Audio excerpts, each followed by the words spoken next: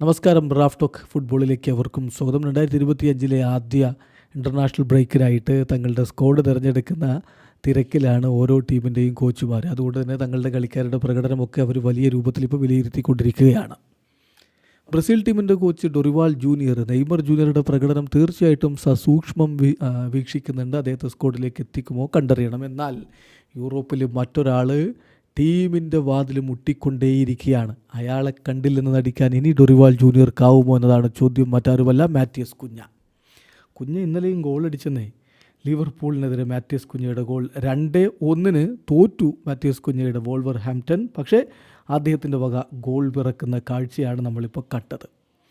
നോക്കുക, എന്തൊരു ഫോമിലാണ് ഈ 2024-25 സീസണിൽ മാറ്റിയസ് കുഞ്ഞ കളിച്ചുകൊണ്ടിരിക്കുന്നത്.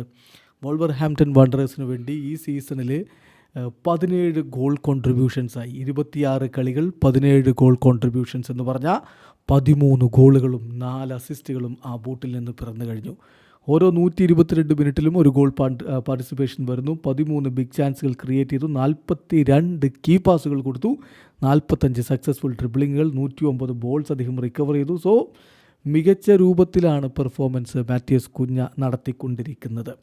ഒരു ഘട്ടത്തിൽ ബ്രസീൽ വലിയ പ്രതീക്ഷയോടുകൂടി കണ്ടിരുന്ന കളിക്കാരനാണ് കുഞ്ഞ എന്ന കാര്യം കൂടി ശ്രദ്ധിക്കുക. അത്ലറ്റിക്കോ മാഡ്രിഡിലേക്ക് ചേക്കേറിയതിന് ശേഷം അത് കഴിഞ്ഞ് അദ്ദേഹം വോൾവർ ഹാംപ്റ്റണിലേക്ക് എത്തുകയായിരുന്നു. യൂറോപ്പിൽ അദ്ദേഹം ലീപ്സിഗിനും ഹെർത്ത ബേസിക്കും ഒക്കെ കളിച്ചിട്ടുണ്ട്.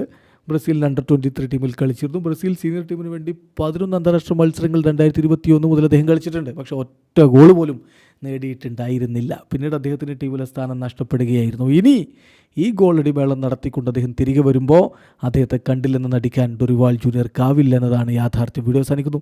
ഫുട്ബോൾ ലോകത്ത് കൂടുതൽ വിശേഷങ്ങളുമായി റാഫ് ടോക്സ് വീണ്ടും എത്താം.